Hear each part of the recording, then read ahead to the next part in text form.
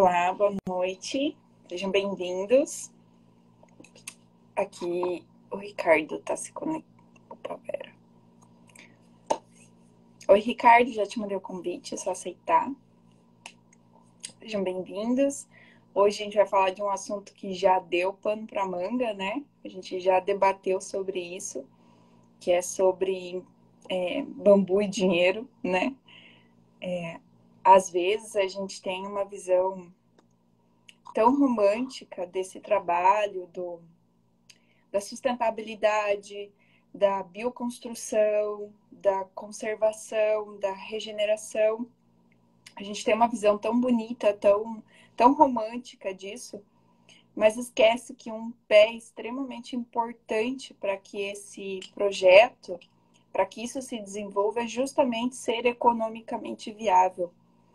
Eu tô aqui o Ricardo está tentando entrar, mas como sempre, tá um pouquinho difícil, mas já vai dar certo, tá? Oi, Vidaia. Seja bem-vinda, Mari. Deixa eu ver quem mais tá aqui. A Joana, Eno, Rony, Urucuma, que eu não sei quem é por trás, o Santiago. Bem-vinda, Santiago. E depois o Alan, no nosso bate-horário. Seja bem-vindo. Deixa eu ver se eu consigo fazer o Ricardo entrar. E o Ricardo hoje já deu uma palestra lá no grupo, né? Ele já explicou um monte de coisa, Ricardo. Olá, como é que tá? Boa noite, Kelly. Tudo bem? Tudo bem, e você? Tudo certo. Teve um probleminha aqui, aí eu chamei a experiente. Ah, que bom ter uma parceira assim, né? Com certeza. Mas veja, Mas, eu sempre que tenho convidado, sempre é um pouquinho enrolado no começo para que o convidado uhum. consiga entrar. Então, eu já tô acostumada. Hoje eu Ah, que tomei bom. todas as precauções para que a live não caia. Tá conectado direto no carregador, tá no modo avião. Vamos na fé. Ó, ótimo. Ricardo, eu Muito vi que você bom. deu uma aula hoje gigantesca lá no grupo. Eu ainda não tive tempo de ler, que eu vi que você explicou Ah, coisa. Mas assim, ó, se apresenta, por favor, conta aqui, tá joia. fala um pouco Tá sobre bom. você. Na verdade, hoje lá no grupo a gente estava conversando sobre o Sistema S, né? Que eles queriam saber mais um pouquinho. Aí a gente conversou um pouquinho lá. Mas bacana. Bom, então, primeiramente, meu nome é Ricardo Latini, né? Eu sou daqui de Minas, sou da Brotou Bambu. Eu vou falar um pouquinho desse empreendimento nosso aqui. Primeiramente, eu queria agradecer, Kelly, o convite, tá, de estar aí participando com você aqui nessa live. Eu que Eu agradeço. acho o seu trabalho, eu estou achando fantástico, sabe? Essa oportunidade que está dando para as pessoas, né, de ter acesso a esse tipo de conhecimento. Eu acho isso, né, o bambu ele vem caminhando agora em passos mais longos, assim, mais largos, vamos dizer, né, no Brasil. Isso é bem interessante. Isso daí vai dar uma acelerada boa agora com a questão da norma, com a questão Com da frente certeza. parlamentar. Sim, tem muito movimento acontecendo em prol do bambu, e esse movimento que você está fazendo eu acho extremamente importante, sabe, de agregar pessoas, de passar conhecimento, de convidar pessoas com experiências diferentes. Eu acho isso muito fantástico, né? Aí você criou esse grupo do WhatsApp, foi lá que eu te conheci. Então, né, eu procuro participar desses grupos, que eu acho que as trocas de ideias são muito bacanas, sempre enriquecedoras, né? É bacana, a gente coloca filtro, a gente discute. Eu acho extremamente importante isso, até mesmo porque, embora tenha uma bibliografia vasta, se eu pensar no mundo, né, Tem. existem ainda dúvidas, né? Às vezes as pessoas, elas adotam muitas vezes alguns critérios, alguns procedimentos, e que às vezes a gente fica em dúvida, como é que é isso está validado. Então eu acho essas discussões assim fantásticas, né? Então você trazer isso para a gente agora nesse período que a gente está precisando, né? Eu acho que foi fundamental, sabe? E a pandemia, assim, na verdade, ela contribuiu muito com isso, né? Muito. Ela deu esse avanço, assim, embora a A gente tecnologia já existia, conseguiu. né? ela enfiou goela abaixo, né? Ela ensinou a Ela enfiou gente goela a abaixo. naturalizar isso, né? A sentir Exatamente. próximo. Então a gente normalizou, né? Porque na verdade não estava, né? Ainda está um pouco limitado, mas a gente estava sem contato social. E durante essa pandemia, quantos eventos interessantes ocorreram de bambu, né? E de outras temáticas também. E então acho que isso trouxe uma oportunidade assim para várias pessoas que tinham interesse, né, de estar discutindo sobre esse assunto e levou essas informações para as pessoas. Eu me insiro, obviamente, nisso, vários eventos de bambus, eu tive a oportunidade de participar, né, e webinários, enfim, e tudo à distância, e que se fosse presencial não teria como, não teria possibilidade de ir, né, e Não. com muitas pessoas interessantes, assim. Então, eu deixo aí meus parabéns, eu acho essa iniciativa fantástica, tá bom? Continuem. É muito bom. Isso. Então, deixa eu aproveitar o gancho e te falar assim que quero agradecer muito você ter aceito o convite, ter se proposto. A gente já conversou essa semana, já foi enriquecedora a troca, né? E é muito Uhum. assunto, uma live vai ser pouco tempo, mas quero deixar aqui bem explícito a minha gratidão por você estar aqui, minha admiração pelo teu trabalho, pelo que você está construindo. E é fantástico ter pessoas assim de diferentes nichos fazendo coisas diferentes e que a gente possa se conectar. E aí sim fica forte, né? Então, Então, muito obrigada e vai lá, conta do teu projeto. Você estava falando do poxa, TVS, da startup. Vai, conta. sim, vamos, vamos lá, vamos conversar um pouco, né? Na verdade, esse empreendimento, ele nasceu recente, né? Foi no final, a ideia, ela surgiu no final de 2019, mas isso vem de uma história mais longa, assim, relacionada ao bambu, né? Eu vou até voltar, assim, mais rapidamente, mas a minha história com bambu, ela veio lá de Viçosa, né? Hoje eu estou em Sete Lagoas, que é em Minas Gerais também. Então, quando eu graduava em Viçosa, embora antes de eu estar em Viçosa, eu também tinha muita afinidade com o campo, com a terra, com construção, isso na propriedade do meu pai, né? No terreninho dele. Eu gostava dessas questões, de participar, de estar presente. E quando eu saí muito cedo, assim, fui para Viçosa em 93, né? Então, em, no meio da graduação, vamos dizer assim, eu tive o primeiro contato com bambu, isso foi em 2002, né? Tá fazendo 20 anos, E a né? tua Então, formação é agronomia, né?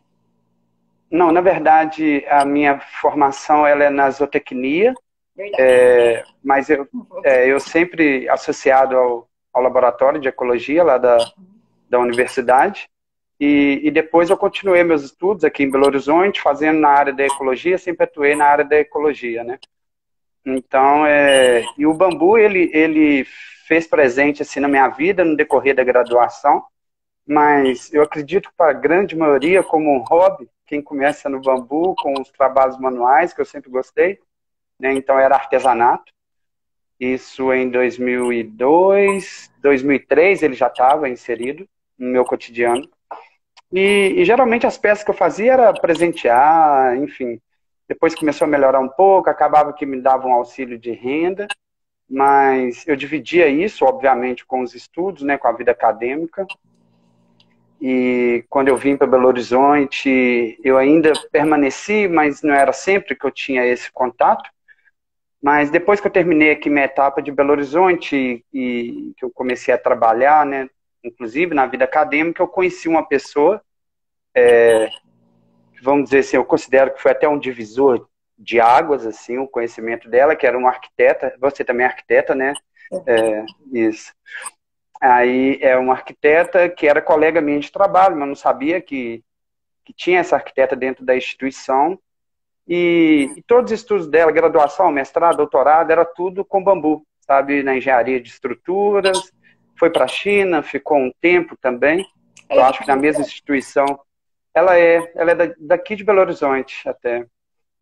Não, a família, eles têm descendência, eu não sei qual país, é europeia, mas ela é brasileira. Então, a Mônica Smith, né? Então, quando eu fiquei conhecendo a Mônica, aí eu fiquei sabendo que ela oferecia uma disciplina que não é comum no curso de arquitetura, uma disciplina facultativa, que era estrutura em bambu, né? Então, ela me deu a oportunidade de assistir a disciplina como ouvinte, e daí eu considero um divisor de águas, porque aí minha relação com o bambu, ela mudou.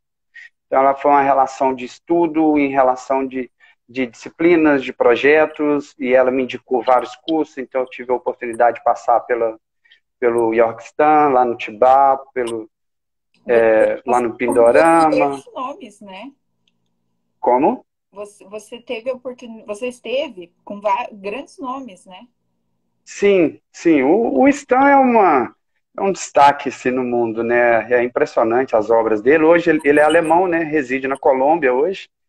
E você pegar as estruturas, uma clássica Green School, as pontes na Colômbia, algumas coisas assim fenomenais. E daí passei pelo Ventania, enfim. Então eu fui caçar algumas capacitações, de fato, pelo interesse, não na época não por atuar com o bambu, mas de fato por interesse, que eu sempre gostei de obra, sempre gostei do bambu, nem se fala, né? E daí, nessa época mesmo, em 2015, né, 2015, aí eu descobri que existia o Sistema S, que existia o Senar, que é o Serviço Nacional de Aprendizagem Rural aqui em Minas, né? Mas ele está aí nos outros estados também, e que dentro do Senar existia um curso de movelaria em bambu. Então, isso também, para mim, foi muito importante, porque eu procurei fazer algumas capacitações no intuito que agora, o intuito era ensinar. Então, eu tinha que aprender não somente as técnicas, mas metodologias de ensino-aprendizagem, né? Claro, que é uma coisa. Então, exato. Então, isso mudou bastante, que aí acabou que eu profissionalizei o bambu. Eu digo em 2016, né, que eu fui credenciado no Senar Minas, que inclusive faz um trabalho fantástico aqui no estado. Eu falo no estado porque eu não conheço nos demais estados, mas eu acredito que os propósitos, eles continuam os mesmos, né? E daí, então, o bambu ele começou a me gerar renda, né? Então, era uma coisa que, nossa, foi fantástico, assim, né? Embora rendas eventuais, porque eu dividia a minha vida profissional acadêmica com a vida do Senar, que também é acadêmica, mas é no ensino não formal, né? Eu trabalho no ensino formal, mas o Senar, ele é regulamentado pelo Ministério do Trabalho, as práticas de ensino, as formações. Mas, então, o bambu ele ficou presente a partir de 2015, então, muito fortemente, sabe, em questão de estudos, de contato, de network, enfim. E daí, em 2019, é que, conversando com o pessoal aqui da universidade aqui da cidade onde eu tô, que talvez você já escutou falar, que é Federal de São João del Rei, é o FSJ. Você está no Paraná, né, Kelly? Tô em Foz do Iguaçu. Então, Foz do Iguaçu. Mas é uma federal que tem um campus. Na verdade, o campus principal é em São João del Rei, e aqui tem um campus também na cidade onde eu estou. Então, eu conversando com algumas pessoas aqui, e surgiu uma ideia, assim, de fato, levar a empreender com o bambu, né? Então, a gente começa com simplesmente uma ideia, né? Embora eu já atuava, as pessoas eram acadêmicas, tem um professor daqui, um graduando e uma egressa que passou por lá, Lavras também. Então, nessa época, a gente começou... Ainda tudo muito romântico, né? Ainda tudo, assim, muito na teoria. Era muito na teoria, mas, assim, tem um romântico, mas tem um lado muito forte racional, sabe, Kelly? Então, assim, talvez o romantismo maior partia por minha parte, sabe? Por já estar com o bambu e tudo. Mas, de modo geral, as pessoas, a gente deixa um pouquinho o romantismo de lado e reconhece, de fato, a importância de trabalhar com a cadeia do bambu, a cadeia produtiva do bambu, né? Que é uma grande coisa, né? É um desafio ainda, e eu acredito que você sabe tanto quanto a gente, porque você está no meio do bambu, para trabalhar com bambu, a gente trabalha em todas as frentes, né?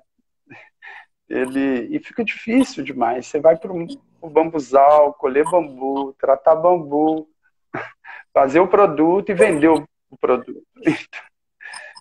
É difícil de um empreendimento crescer assim, né?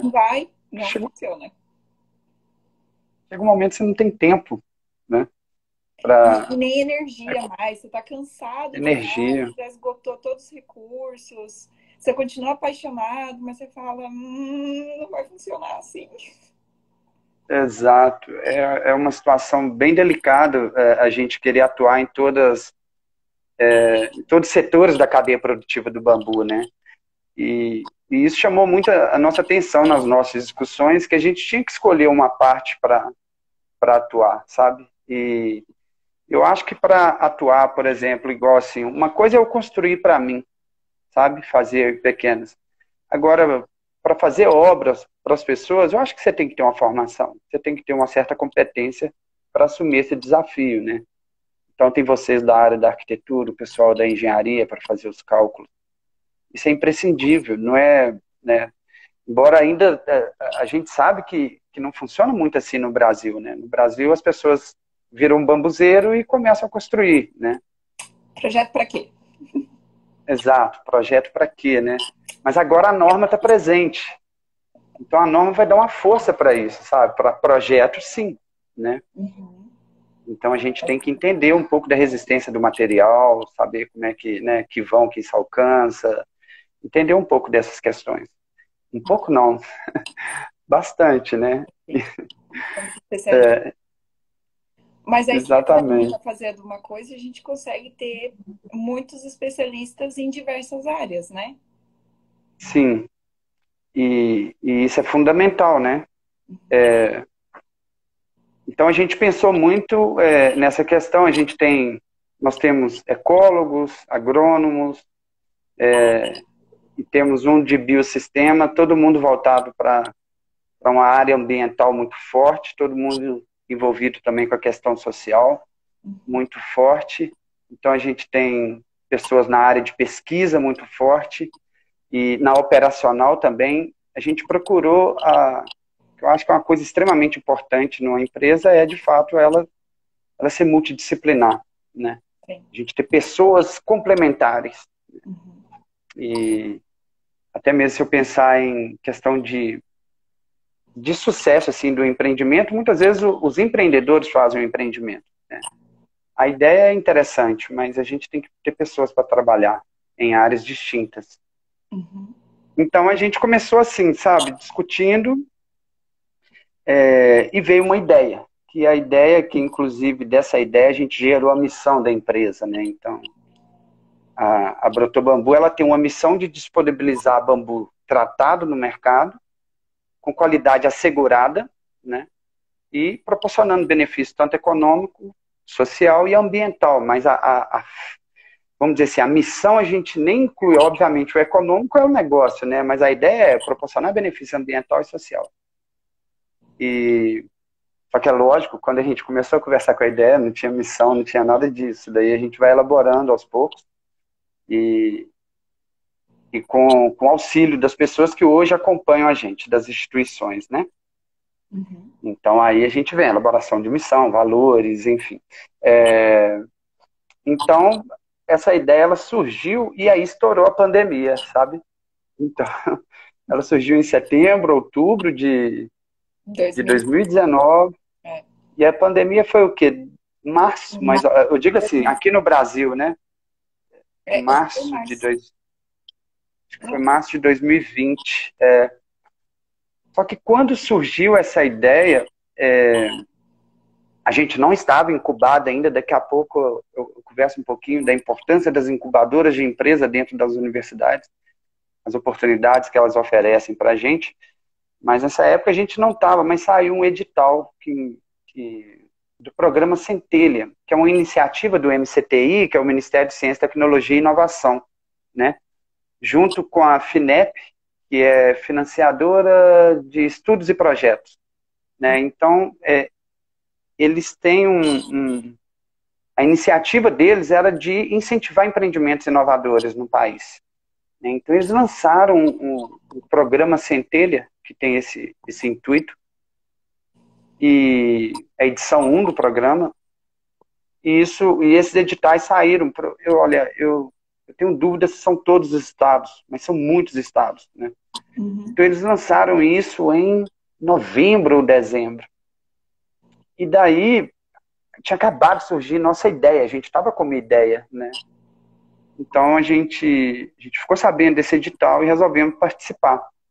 Mas de maneira muito bem sistematizada. Não foi brincar de participar, não. Foi participar Valendo. de verdade, valendo, sabe? Estudando, porque todo mundo...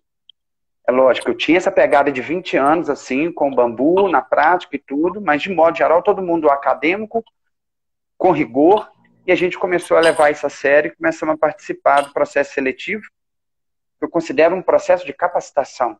A seleção do Centelha é um processo de capacitação. E, só abrindo um parêntese, os editais estão abertos, viu, Kelly? Paraná já está aberto, Amazonas está aberto, Bahia está aberto. Eu não sei todos os estados, não, mas quem tiver interesse, que tiver aqui, às vezes... Eu acho que eu vou até preparar um post desse e vou colocar no feed para ajudar a divulgar a ideia. É muito, muito interessante, assim, e eles querem isso, né? Quanto mais pessoas participam desses programas, melhor né? Para eles selecionarem, de fato, empreendimentos com essa pegada inovadora, e o bambu tem muito disso. O bambu, ele tem uma pegada social e ambiental muito forte, né? E a gente precisa de empreendimentos hoje, ainda mais pós-pandemia, né? Na verdade, já tem uma questão, um problema social assim muito forte aqui no país, mas assim, pós-pandemia isso agravou, né? A quantidade de pessoas na linha de miséria, ou miséria extrema, enfim. E o bambu, ele atende vários problemas desse, né? Você consegue isso. Mas acabou que a gente foi participamos desse programa e aí durou uns 5, 6 meses, mais ou menos, o processo seletivo, que são 3 etapas, sabe? Então, primeira etapa, assim, e eu acho que de qualquer empreendimento isso é muito importante, eles querem saber, assim, qual que é o problema, né, que você quer resolver, né? Aí no empreendedorismo a gente chama de dores, né, do mercado, enfim. Mas qual que é o problema que você quer, qual que é a sua solução, sua equipe, sabe? E o diferencial da sua empresa. Então você tem algumas etapas, você começa nesse tipo de etapa, que seria a fase 1, e depois você vai passando. De fato, são 5 fases, né? Na verdade, 3 de seleção. E durante essa seleção, não é que vocês tiveram que sair loucos sozinhos, vocês tiveram uma orientação, vocês foram tutelados. Sim, aí eles disponibilizam capacitações em vídeo, sabe? Para a gente assistir e entender sobre essas questões e vamos dizer assim, vai muito da equipe também de buscar as informações, né, de pesquisar, enfim. Então, por exemplo, um grande apoio que a gente tem é o Sebrae, né? O Sebrae, você consegue várias capacitações online, gratuita, e a gente buscou várias capacitações do Sebrae para embasar, assim, a participação de cada etapa dessa, né? Mas eles disponibilizam, sim, alguns vídeos, né, de modo geral, para capacitação, para você se preparar para enfrentar cada etapa.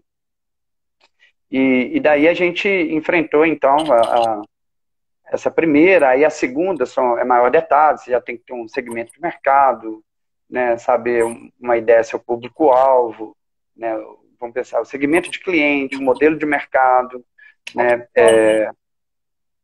escrever o produto, né, o problema, né, e a solução, que seria o produto ou o serviço, a equipe. Então, envolve outros...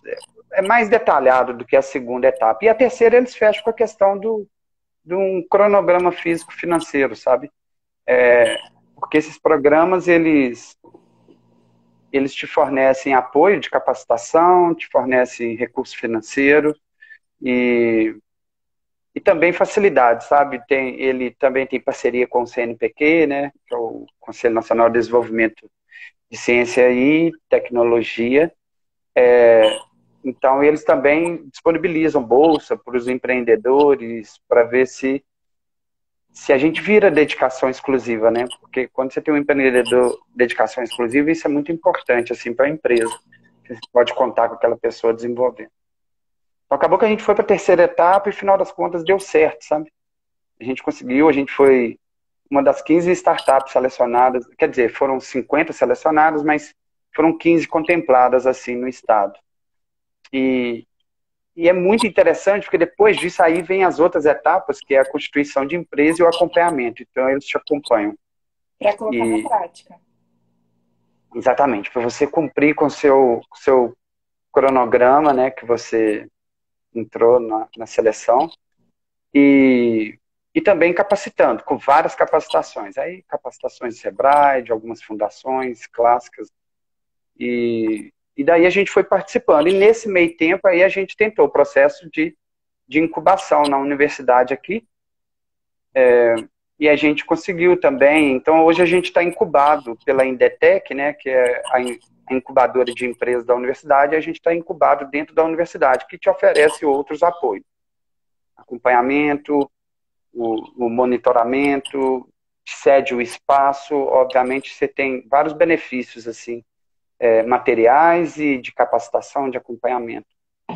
Isso é muito importante para você começar o empreendimento, sem dúvida alguma. Claro. Isso. É onde a gente então, hoje a gente... Como? É onde a gente esbarra, né? A gente, assim, quando começa a empreender, é um campo minado. Então, quanto mais Sim. apoio, quanto mais luz você tiver, melhor. Exatamente. E esses apoios, eles são bem presentes aqui para a gente dentro da universidade, sabe? E toda essa questão do bambu, vamos pensar assim, aí você vem nesse mundo do empreendedorismo e junto com o bambu, então você começa a ver que o bambu ele pode ser justificativa para vários problemas que a gente tem. Né? Você olhar várias características do bambu, assim, que atende várias questões, tanto sociais quanto ambientais, né? Pensar em questão, poxa, um material aí que fixa carbono, você aproveita ele para várias frentes, recuperação de áreas, geração de renda. Sabe que tem um dos pontos que eu gosto muito, que é um dos 8 objetivos, né? Que é o de fortalecimento do trabalho feminino, né? Que assim, que é a diminuição da violência de gênero. E eu acho fantástico o potencial que o bambu tem de contribuir com isso, né? De afetar positivamente isso. E isso a gente não vê em outros setores. Sim. Como a gente vê no bambu e na bioconstrução, claro, né? Uhum. Você diz dos Objetivos de Desenvolvimento Sustentável, assim? Isso. Sim. Poxa, o material que você trabalha com ele com poucas ferramentas, material super leve, né? Um material fácil de trabalhar, super inclusivo, assim, né? Super. A gente tem costume de falar que o bambu é muito, muito democrático, né? Ele é para todos mesmo. Ele é para todos. Mas e aí, em que pé vocês estão agora? Assim, nesse momento vocês já estão colocando em prática. Você comentou que vocês foram fazer manejo, vocês já estão fazendo, já tem um estoque de varas, já começaram a vender, já estão em que pé está a empresa de vocês? Uhum. A gente não começou a vender ainda, estamos prestes a vender, tá? Então a gente está assim, a gente segue, a gente tem um cronograma que a gente segue ele dentro do programa Centelha, mas a gente tem também da incubação, e nesse momento a gente fechou parcerias com proprietários rurais da região, porque esses bambus, eles são fornecidos por esses proprietários. Então a gente primeiro a gente fez, na verdade são várias frentes, né, do empreendimento. Então, ao mesmo tempo que está andando isso, está andando a questão do marketing, de construir, né, construindo as personas, todas essas questões, validando o produto com o cliente. que o público, pensar o público-alvo nosso abrange o quê? O pessoal da arquitetura, da bioconstrução, da engenharia, dos artesãos, o pessoal do design, de modo geral, tá? Então,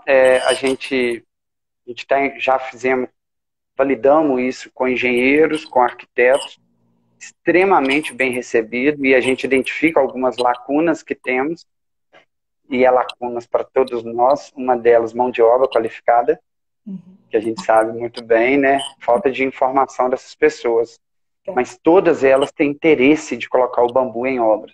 Tanto pela questão da inovação na obra, pela questão muito forte da sustentabilidade, Eu acho e que tanto ambiental quanto social. Assim, quem ainda não tem consciência sustentável, assim, também é pela promessa de economia, pela promessa de eficiência, pela estética, pela diferença. Então, assim, o bambu ele é tão versátil que você não precisa ter uma consciência ecológica, você não precisa ter.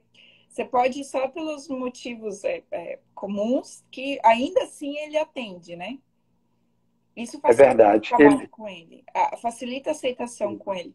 Então, eu percebo que quando eu comecei a estudar, a gente falava de uma estigmatização, de que existiria uma suposta rejeição inicial, mas no decorrer do tempo, eu acho que com todo o trabalho que já foi feito, já não existe mais tanto. A gente já não pode mais considerar isso como um maior desafio, porque muito pelo contrário, as pessoas escutam bambu e elas ficam curiosas. Elas têm vontade de conhecer. Então, o nosso desafio agora não é mais que as pessoas aceitem, mas como é que a gente entrega isso para essas pessoas, né? Eu sempre digo, eu não sei se você já viu ali no grupo, mas eu estou sempre falando, assim, quando alguém está oferecendo produto, eu pergunto, você tem site? Você tem catálogo com preço? Como é que está essa questão, assim, tá bem profissa ou está muito amadora ainda?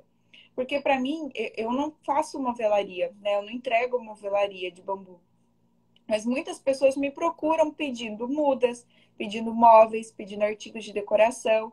E aí, é sempre assim, quando eu vou atrás para pesquisar preços, é sempre muito solto, assim, eu já perdi muito cliente porque eu fui cotar várias e eu demorava a responder, receber aquela resposta, por fim nem compensava mais, né?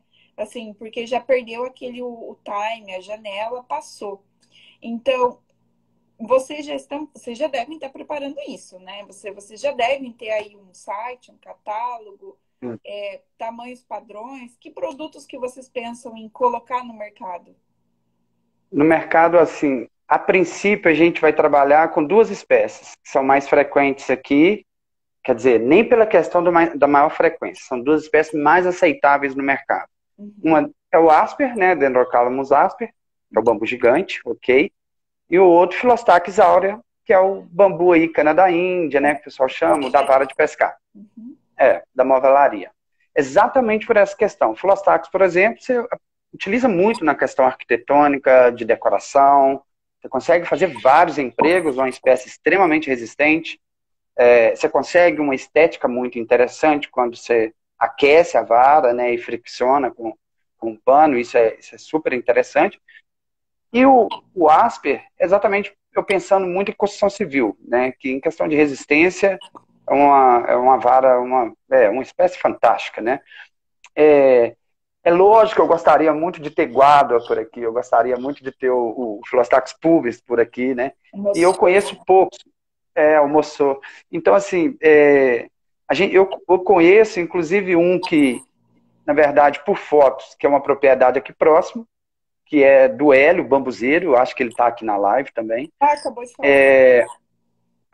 Ele plantou, né? Então ele já me mostrou, eu fiquei super satisfeito de ver que ele tá, eu estou até curioso para saber como que esses bambus estão. E lá no Ventania, sabe? Mas você não vê nas propriedades rurais guarda e moçô, né? E são espécies super queridas, varas extremamente retas, são espécies maravilhosas para construção, né? Em algum momento penso em plantar, sabe? Penso porque... E pensando, vamos pensar assim, pensando daqui 5, 10 anos, né, de eu ter essas varas. Mas, a princípio, o que a gente encontra com maior frequência aqui Não são as varas que a gente está pensando em começar com elas, exatamente por não ter tanta aceitação de mercado por enquanto. O bambu está entrando no Brasil, né, mas a gente sabe que são essas espécies que estão na frente. É guádua, é o moçô, é o gigante, é o Canadá-Índia, são essas espécies, né? São poucas, assim, que tá. Então aqui a gente tem, eu acho que na sua região também tem o bambusa vulgaris, que a distribuição dele é super ampla, O né? tuldoides. E o tuldoides. O tuldoides também é muito amplo. Só que não é tão desejável, embora todo bambu tenha seu valor. Todo bambu deve ser utilizado. Mas eu digo, a gente que está pensando no mercado, disponibilizar a vara para o mercado, então a gente não começa com essas. Eu digo para a vara, que é a ideia inicial. Mas a gente tem várias, assim, alternativas, né? Já estamos pensando em outras vertentes, embora a ideia é fornecer varas no mercado. Mas a gente já tem pessoas da universidade pensando em cerveja, outros pensando em chá, outros pensando em carvão, porque isso fica muito fácil, que temos pessoas especialistas nessas áreas, e isso favorece demais, sabe, da gente de estar fazendo parcerias com a Brotobambu. Mas então, Kelly, o estágio que a gente está agora, a gente já fez as primeiras coletas em propriedade de parceiro, já começamos o inventário de uma propriedade, tá? Na verdade, embora a gente já tenha várias, essa é a etapa. Porque a gente está fazendo agora a prospecção, saber o que a pessoa tem de proporção de... A distribuição etária, né? Saber a quantidade de bambu em cada idade, para saber mais ou menos o que tira, para começar o manejo na propriedade. Porque a Brotobambu, ela vai adquirir o bambu do proprietário rural, e, ao mesmo tempo, ela entra com capacitações de manejo. A gente já ofereceu capacitações de manejo, a primeira, a gente está nessa etapa. E agora a gente começa, de fato, a operar, né? Então, a gente já tem bambu no galpão, a gente construiu, isso foi investimento do sócio, a universidade cedeu o espaço no período que a gente está incubado. Então, a gente construiu um galpão, um tanque de tratamento de 12 metros de comprimento, um tanque fantástico. Já estamos com, enfim, muito produto, muito octaborato, enfim, as ferramentas, já começamos a receber bambu e estamos fazendo alguns testes em tanques de 3 metros que a gente tem, aí são tanques, vamos pensar, era um tanque que eu tinha de 3.200, que é de, perdão, 3.20, que é de esses tambores de 200 litros, sabe? Uhum. Soldados, aí a gente está fazendo algumas experimentações com ele aquecido, né, para diminuir o período. E então nós estamos nessa etapa já. Estamos coletando bambu chegando no galpão, já tratamos várias remessas de bambu. E como a gente tem uma veia também muito forte na pesquisa, né, aí a gente já tem 2 projetos aprovados em parceria com... Na verdade, estão na universidade, mas o pessoal está utilizando os espaços da Brotobambu, fazendo testes de tratamento com octaborato, concentrações distintas, porque você sabe muito bem como que essas concentrações variam no mercado. No mercado não, né? Entre os bambuzeiros. Cada um tem a sua receita. Cada um tem a sua receita. E qual é a receita correta? É complicado dizer, né? Porque o clima varia, as espécies variam. A concentração, né? de amido da mesma espécie, na mesma toceira, da época. Exatamente. Exatamente. É a margem de segurança, né? Vai ter que deixar sobrando, imunização sobrando sempre. Sim. Então, assim... E muitas vezes, Kelly, eu acredito que você escuta isso também, às vezes eu escuto determinada estratégia de tratamento e as pessoas falam, não, eu estou tratando assim, deu certo.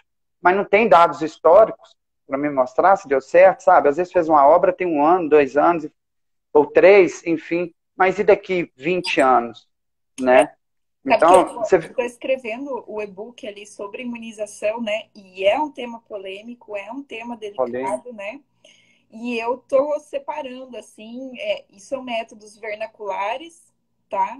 Mas isso daqui são os métodos científicos. O que eu uso são os científicos, respeito os vernaculares, porque é um ponto de atrito. E eu acho que se a gente vai vender, eu como arquiteto, na hora de construir, eu vou ir pelo científico. Que se for para colocar culpa em alguém, vai ser um científico. Exato. Eu acho importante, tipo assim, são dois tipos de informações diferentes. A informação popular proveniente do senso comum e a informação científica. elas são importantes. Inclusive, várias perguntas surgem das informações populares.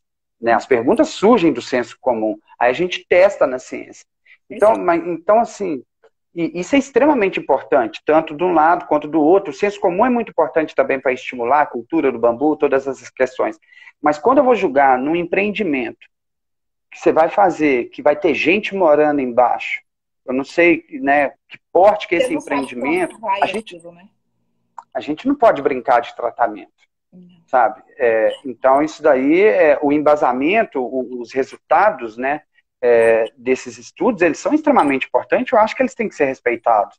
Né? É lógico que varia, isso é uma incógnita mesmo. Eu sei que tem gente que abaixa a concentração, tira o bórax, só deixa o ácido bórico, né? Às vezes deixa o ácido bórico e coloca o sulfato de cobre por causa do fungo, ou então só trata no octaborato. Então, assim, a gente tem uma variação muito grande. Eu digo dos químicos.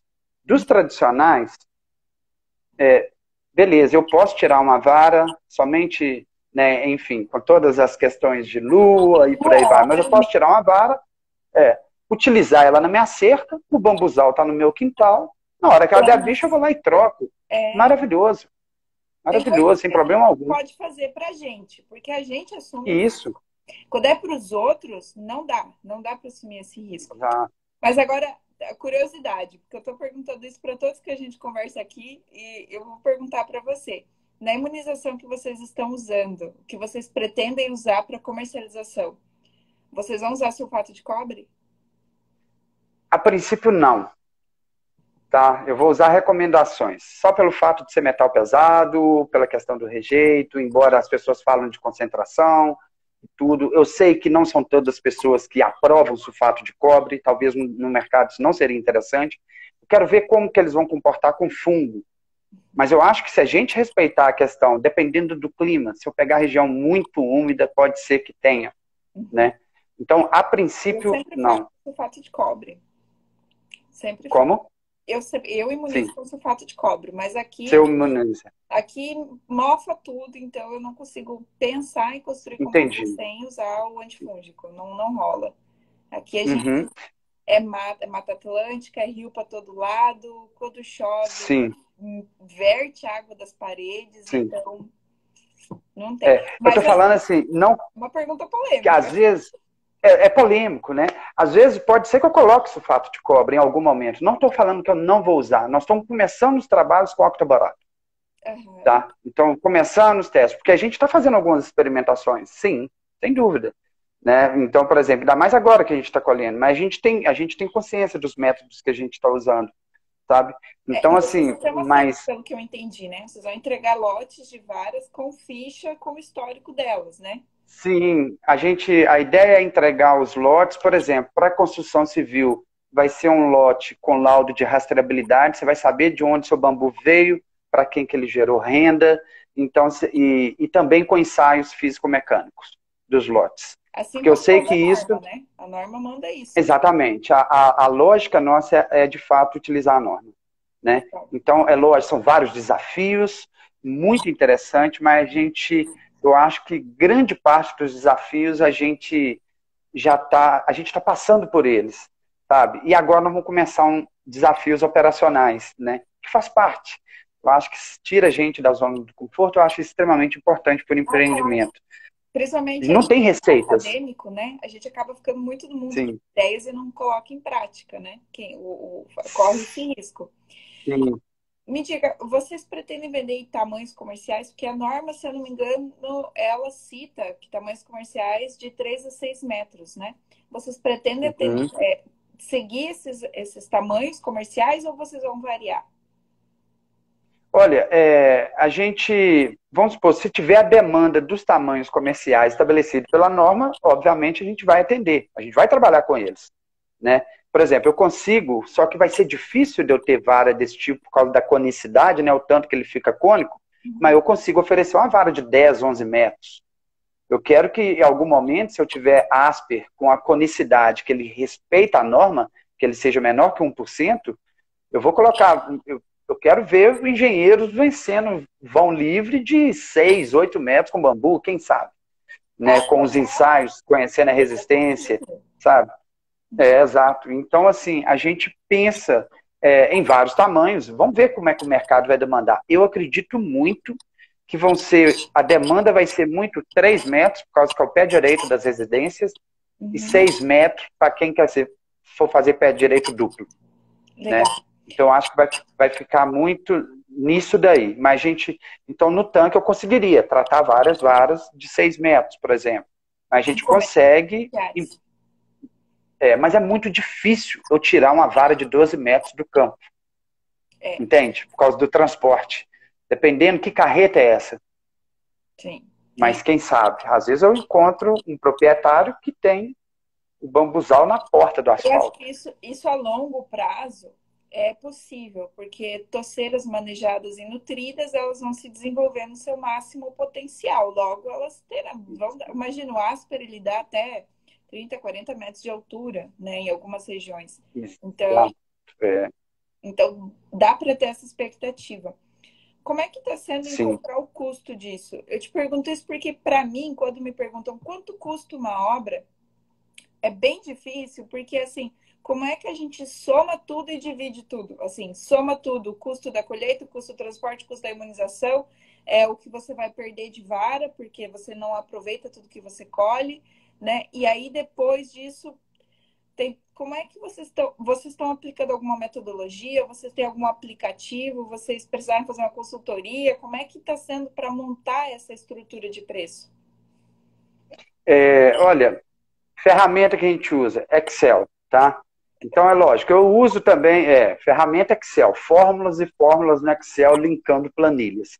Agora a gente está também com um programa de gestão, né, que é free, tá? Então, por exemplo, começando a Passa o nome, operar com ele, mas, oi? passa o nome do programa Free.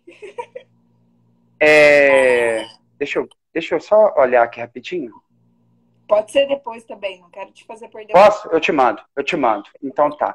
É, então ele é free, bem bacana de utilizar, mas eu digo assim, ele é mais para um sistema de gestão integrado, porque esses programas são programas de gestão integrado. Pode ser que no meio da fala com você eu lembro do nome, tá? Só porque eu dei um branco.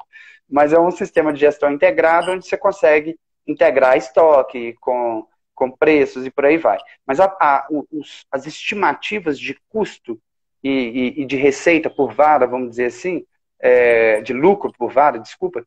Então a gente vem fazendo no Excel. E de fato, aí então a gente considera a quantidade de produto químico que é utilizado, a gente considera o transporte, a mão de obra, né? Então a quilometragem da propriedade de onde está, porque os proprietários, a gente está georreferenciando os proprietários, então a gente faz estimativas de otimização de rotas, exatamente para você tender a gastar o mínimo de combustível possível nas colheitas. A gente tem essas informações, mas igual eu te falei agora, a gente está começando a operar. Né? Dentro do cronograma, vamos pensar assim, a última etapa dentro do programa, por exemplo, é colocar bambu no mercado. É fazer uma primeira venda, vamos dizer assim. E nosso prazo, ele é junho desse ano. Só que é bem possível que a gente coloque a primeira venda, a gente faz isso antes de junho. A gente está trabalhando para que isso seja possível. E após junho, aí a gente começa a andar com as próprias pernas junto com a incubadora da UFSJ, que é a Indetec, né, que eu comentei. Então, assim, a gente já está com um plano de negócio, terminando o plano de negócio, que envolve várias questões, enfim, e já temos essas estimativas em síntese, assim, que você perguntou, a gente está fazendo no Excel, mas considerando todas essas variáveis que você disse. É necessário, Sim, né? Então, sim, eu fui fechar o preço de uma hora, eu construí um depósito de pneus final de 2020. E a gente foi fazendo, assim, o proprietário ia bancando os custos, mas os custos da mão de obra e os custos dos produtos. Mas chegou no final, assim, bom, agora vamos ver, vamos fechar a conta aqui do, do, uhum, do trabalho de quem pensou também, né? E aí foi uhum. uma loucura. Foi assim, foi um mês de tormento, reunindo anotação que esqueceu de fazer, coisa que ficou no combinado. Foi uma tortura aquilo. Então, nunca mais eu faço uma obra sem levar tudo na ponta da caneta. É, Porque foi muito difícil fechar. E foi muito interessante que no final, de custo, eu descobri que tinha dado R$ 500 por metro quadrado. Então, assim, foi um custo muito baixo, tá? Depósito de Foi pedreiro, baixo. acabamento, Sim, mas foi um sim. custo muito baixo em comparação à obra convencional. Então, eu achei bem interessante. É Sim. uma, assim, vou começar uma obra agora, vai ser um chalé, e quero. E te perguntei tudo isso porque é muito difícil. Não é É só difícil. fazer, não é só imunizar, não é só construir, é a gestão disso. E é aí que todo Uhum, empreendedor cai, né? Eu, para mim, me uhum, viraram e perguntaram assim: qual que é o teu plano de negócio? Eu falei: ah, bonita, eu não tenho. O que que é isso? uhum, uhum, Qual que é a tua missão? Quais são os teus valores? E aí você uhum. começa a gaguejar e improvisar. Então, está Sim. faltando muito, muito, muito isso nesse mundo do empreendedorismo com bambu. E talvez isso que vocês Uhum, estão fazendo aí, vocês estão criando um manual de instrução para que eu olhe o uhum. trabalho de vocês depois e assim, ó, eu vou fazer o caminho que eles fizeram que deu certo. Né? Eu não vou Sem produzir a mesma dúvida. coisa que eles, mas vou aprender com eles. Sim, a gente, ixi, é muita ideia, e agora com essa rede, né, que a gente vai construindo. Essa rede é extremamente importante. Para um contribuir com o outro, cada um vai na sua, né, na sua linha, assim. Esse galpão de pneus, eu vi foto dele. Você tem, eu não sei se foi no Instagram, alguma coisa Eu tenho assim, tem uma escada, eu acho que ele é 2 andares, alguma dois coisa assim, não andares. é? Isso, não É, tem eu norma vi, sim. técnica ainda. Então, assim, eu projetei Aham. aquilo ali na fé da intuição, Uhum. porque não tinha norma técnica, não tinha. Eu, Uhum. depois dele, eu fiz um curso com o Fred sobre pré-dimensionamento, Sim. mas esse depósito de pneu, eu construí ele, assim, dentro do que eu conhecia e percebia do Uhum. material, né? E fantástico, funcionou. Claro que eu não sei como ele está agora, porque a gente sabe que todo material orgânico precisa de manutenção, né? Até uma parede Uhum. de cimento precisa de manutenção, quem dirá madeira e bambu, Sim, né? sim. E Tudo. bambu. E, e seu bambu veio de onde? Você cortou e imunizou ou não? Ou você Isso. comprou? Eu fui, Uau! eu fui. Olha a trabalheira. Foi uma operação de guerra, porque eram toceiras grandes, nunca manejadas, que estavam emaranhadas, Nossa. esmagadas umas nas outras, e aí foi vara enroscando uma na outra, caindo na árvore, Sim, e os galhos do bambu são muito fortes, né? São muito sim. resistentes. Então, assim, colhemos, imunizamos e quase nos acidentamos também muitas vezes, né? Porque Uhum. sem experiência, sem conhecimento. Tanto que quando eu fiz essa primeira parte do curso, assim que eu concluí, eu falei, poxa, se eu tivesse lido isso daqui, se eu tivesse acesso, eu teria cometido tantos erros menos, né? Aí a importância da Sim. gente conectar quem tem conhecimento com quem não tem. Porque há 2 anos atrás, a gente não tinha acesso à informação como tem hoje. Mudou muito em 2 anos. Esse trabalho que vocês fizeram da startup, se fosse há 5 anos atrás, vocês não teriam conseguido. Porque agora a tecnologia é um combustível gigantesco, né? Ela colocou a Uhum. gente assim dentro da informação. É só depende da vontade de quem está procurando, né? Fica muito mais fácil, né? Acessível, assim, as informações.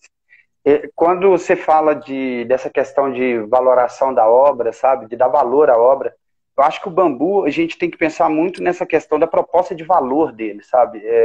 Do serviço, da empresa, vamos dizer assim, mas acaba que é com a matéria que você trabalha, né? Então, muitas vezes, se eu usar o bambu, a gente tem que considerar, embora seja uma linha tênue, assim, de você perder um cliente por causa do valor, porque uma coisa é o preço, outra coisa é o valor, Isso. sabe? E então, outra coisa, então, às vezes a pessoa ela não vai comprar um banco, né, um móvel ou fazer uma obra de bambu pensando só na função da obra ou do móvel. Ele tem que pensar que a lógica, inclusive para a gente que vende, o valor que isso dali está associado, o valor que seja gerar renda para uma próxima pessoa, a fixação de carbono que aquilo está gerando, a substituição de uma outra matéria-prima, beleza, hoje a gente considera como um material substitutivo, vamos pensar assim, né? Tem pessoas que falam alternativos, eu não gosto muito, que às vezes associa muito fica uma coisa, é alternativo. Não, é um material que ainda não é convencional, né? Porque a cultura nossa é da madeira, né? A cultura nossa é o aço, concreto e madeira. Mas o bambu, ele tem todo o potencial para substituir o aço, o concreto e a madeira, né? E o valor que está agregado nisso, né? Então, por exemplo, se eu pegar, eu estava até olhando uns dados aqui, o Brasil hoje, ele gera cerca de 33 milhões de toneladas de resíduos provenientes da construção civil, anualmente, sabe? Se eu pegar a região sudeste, 23 milhões, 80% desse resíduo que é gerado. Então, se eu coloco um bambu no mercado para tentar resolver esse problema, isso daí é muito problema que você minimiza, né? Porque se ele gera isso de resíduo, o tanto de pessoa que está sendo prejudicada por causa dessa geração de resíduo, né? Se eu pensar a questão, a capacidade de renovação do bambu, e se eu imaginar a extração dessas matérias-primas para fazer uma obra dessa, né? Uma extração assim, gigantesca, o consumo de energia que está associado a essa extração, eu penso desde as máquinas para tirar do combustível, para deslocar, de onde isso vai, o destino que esse material vai ter, o desperdício que tem, que geralmente é 5, 10% da obra. Então, assim, o valor disso tem que ser considerado, sabe? Mas, assim, com cuidado, né? Tem que ter um cuidado, tem que ter, de fato, e o bambu, você consegue justificar essas coisas, sabe? Se a pessoa, lógico que não precisa ser tão romantizado, basta ter o pé no chão. Você pegar os Objetivos de Desenvolvimento Sustentável, a ONU está fazendo isso como um apelo. Você tem 190 e poucos países que adotaram essa agenda de 2030, né, para tentar, com essa questão aí, minimizar a pobreza, né, criar ambientes sustentáveis, cidades sustentáveis, essa questão que você diz, a inclusão, tanto social, a questão de gênero. Então, e o bambu, você consegue, de fato, incluir ele no cumprimento de vários objetivos desses. Não no cumprimento propriamente dito, mas na contribuição para o cumprimento de vários objetivos desses, né? Então, ele torna possível. Viabiliza, não é? Exato. E a gente tem que considerar isso, né? A capacidade de renovação dele é uma coisa de maluco, né? Um bambuzal formado você retira todo ano. Se eu pensar nada contra os cultivos de eucalipto, enfim, a retirada de vegetação nativa, sim, muito contra. Mas o reflorestamento, assim, para geração de madeira, tudo bem, mas se eu pensar economicamente, sabe, o eucalipto, às vezes, demora 7, 6 anos para rebrota, se obter a madeira novamente. O bambu você tira anualmente, porque você consegue das gerações, né, anteriores.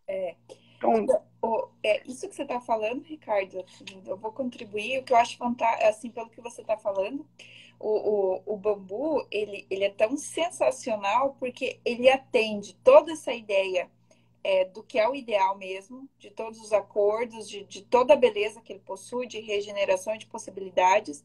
Mas mesmo que a pessoa não esteja educada e não esteja lapidada para enxergar com esses olhos, ainda assim ele atende a outra demanda, né? Ele cresce rápido, ele é lucrativo, ele é resistente.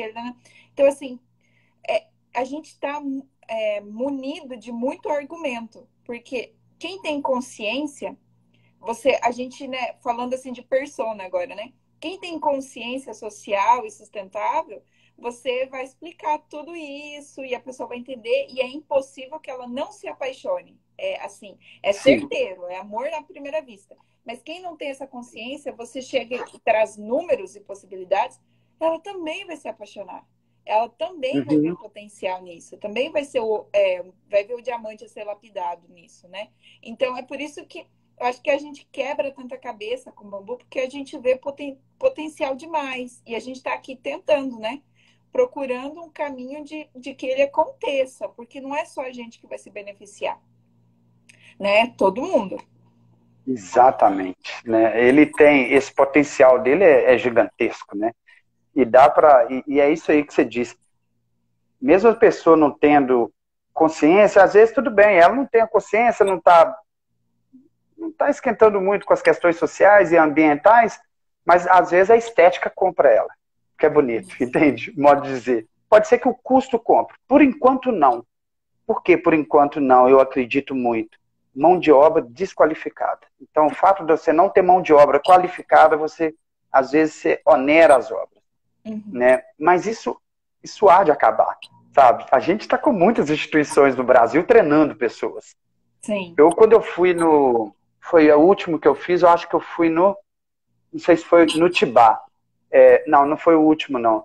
Mas lá no Tibá, que é tecnologia intuitiva e bioarquitetura, a gente tinha 36 pessoas na obra. Nossa. Eu acho que pessoas que não eram na área, era eu e mais meia dúzia. A maioria era arquiteto e engenheiro. Sabe? E isso é muito legal. Ou seja, as pessoas que conhecem estão lá para aprender a mexer com material. Porque, às vezes, nas disciplinas de resistência de material, que seja nas universidades de maneira geral, não seja o bambu estar presente. Sabe? Se ele está um pouco timidamente. Sabe? Então, assim, embora tem muita pesquisa. Eu tive um sonho com o bambu, senão eu nunca estaria. Aí. Assim, pesquisa eu sei que tem. Todas as instituições que eu conheço, tem alguém que está no ramo da pesquisa. Mas ainda ele é ainda substitutivo, entre aspas, alternativo, sabe? Então não é convencional. Mas, nossa, isso dá para ser inserido. Estamos caminhando. Exatamente, a gente está caminhando. Muito bom, né? E quando a gente pensa em problemas, isso que você estava comentando, né? A gente tem justificativa, o bambu ele entra em várias situações. Quando a gente pensa em problemas para solução, né? Sobretudo relacionadas a questões ambientais e sociais, né? O bambu ele dá muita oportunidade. Eu acho que a gente tem que aproveitar disso para as justificativas, tanto para vender o trabalho, para vender o material e para participar de editais. Sabe? Você consegue casar o bambu com vários problemas que a gente tem hoje.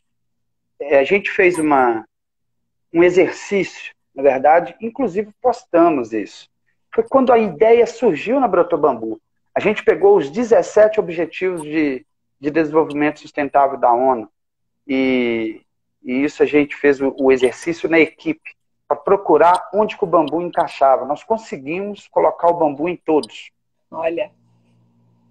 Depois, lá no Instagram a gente colocou isso, mas de uma maneira, beleza, tem algumas que ele entra de maneira mais direta, mas tem outras que indiretamente você consegue inserir ele, para reduzir. Pega outro material que você faz isso, não faz. Não faz, não. Né? Não faz. Às vezes essas características, pega uma outra matéria-prima que você junta resistência, leveza e flexibilidade, não existe. De fato, o bambu, quando a gente vai conversando muito, você começa até um pouco de romantizar, né? Parece que o bicho pica a gente, né? Ele, na hora que a pessoa entra no mundo do bambu, inclusive eu já escutei essas frases várias vezes, eu falo, não tem jeito não, o bicho te picou.